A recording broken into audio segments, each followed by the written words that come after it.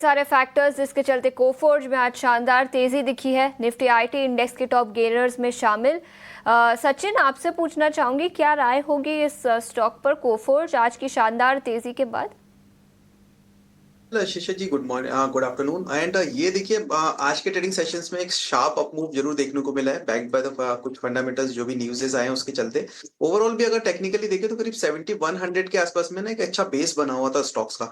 और स्टॉक जो है करीब 7100 से लेके 7500 इस रेंज में जो है वो मूव करता हुआ दिखाई दे रहा था, जो कि हायर साइड में वो रेंज ब्रेक होती हुई आज के ट्रेडिंग सेशंस में नजर आई है। सो अभी के लिए मुझे लग रहा है कि स्टॉक जैसे 7500 के ऊपर ऑलरेडी सस्टेन करता हुआ नजर आ रहा है। और कमिंग डेज में पहला टारगेट करीब 8000 और दूसरा टारगेट करीब 8400, ये दो टारगेट्स जो है वो हो सकते हैं कमिंग डेज में एक बार टेस्ट होते हुए नजर आए, बिकॉज यहाँ पे वॉल्यूम्स के साथ में बाइंग लौटती हुई नजर आई है। साथ ही साथ में स्टॉक थोड़ा सा ओवरसोल्ड होता हुआ नजर आया था, वहां से भी एक रिवर्सल हमने कंटिन्यू होता हुआ देखा है। सो चार्ट स्ट्रक्चर अगर वीकली भी देखें काफी पॉजिटिव है, नो डाउट। हायर साइड से कुछ रिट्रेसमेंट जरूर देखे थे, but weekly as well as daily charts पर अच्छे लेवल से रिवर्स होता हुआ स्टॉक दिखा है।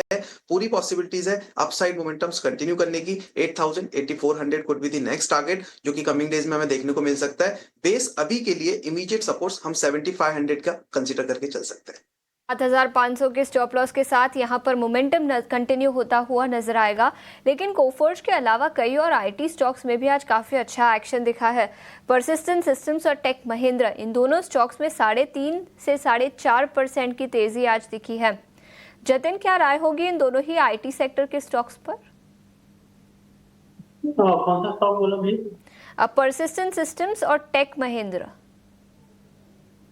ओवरऑल आईटी स्पेस में हमें लगता है कि थोड़ा पुल बैक देखने मिल सकता है, क्योंकि हमने देखा था कि पिछले हफ्ते आईटी इंडेक्स अराउंड 7.5% का करेक्शन हुआ था, if I am not wrong. हमें लगता है कि कहीं ना कहीं एक बहुत ही ओवरसोल्ड हो गया है आईटी स्टॉक्स।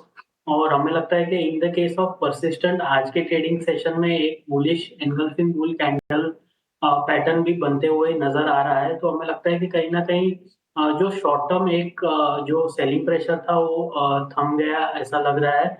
और ऊपर में परसिस्टेंट की बात करूं तो हमें लगता है कि ये स्टॉक अराउंड 5750 5800 तक ये रैली जो है वो कंटिन्यू कर सकता है। अगर जो कोई करंट लेवल से फ्रेश लॉन्ग पोजीशंस क्रिएट कर रहे हैं तो हमें 5280 का एक स्टॉप लॉस लगाना होगा। और ऊपर में टारगेट रहेंगे 5750 से 5800। तेजी आज के सत्र में देखने को मिल रही है। तेजी के पीछे की वजह क्या है? कुछ नई डील्स हुई है, स्टॉक स्प्लिट अनाउंस किया है। पूरी डिटेल्स के साथ अंश हब हमारे साथ जुड़ चुके हैं। अंश, गुड आफ्टरनून, बताएं।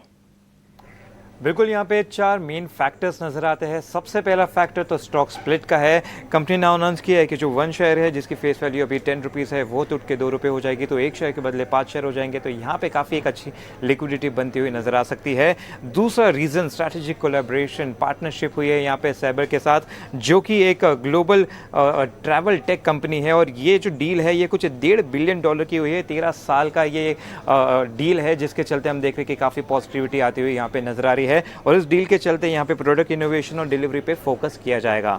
तीसरा रीजन यहाँ पे एक्विजिशन का है। 2 एक्विजिशन किया है कंपनी ने। कंपनी की जो एक सब्सिडरी है कोफोर्ज इंक, उसने राइथमोस को एक्वायर करने का अनाउंसमेंट किया है कुछ $30 मिलियन के लिए। तो दूसरा एक्विजिशन कोफोर्ज टेक ऑस्ट्रेलिया है, जो टीएम लैब्स को एक्वायर करनी है $20 मिलियन के लिए। और यहाँ पे हम देख रहे हैं कि जो ये ऑस्ट्रेलियन कंपनी है जिसको एक्वायर करने वाली है, वहाँ पे मेन फोकस डिजिटल ट्रांसफॉर्मेशन और इंजीनियरिंग सर्विसेज पे किया जाएगा, जिसके चलते यहाँ पे और अच्छी पॉजिटिव और बुलिश सेंटिमेंट बनता हुआ नजर आता है। आखिर में हम देखें तो ब्रोकरेज भी काफ़ी आए हैं, काफ़ी रिपोर्ट्स आए हैं और सब यहाँ पे पॉजिटिव नजर आ रहे हैं। कोटक की बात करें तो कोटक इंस्टीट्यूशनल इक्विटी ने अपना जो रेटिंग है वो अपग्रेड करके बाय किया है। टारगेट 9000 का रखा है। मॉर्गन स्टैनले ने 11500 का टारगेट रखा है। तो जेफरीज ने बाय रेटिंग दी है और टारगेट प्राइस बढ़ाकर 10,350 किया है। तो ये रीजंस की वजह से स्टॉक काफ़ी भागता हुआ आज नजर आ रहा है।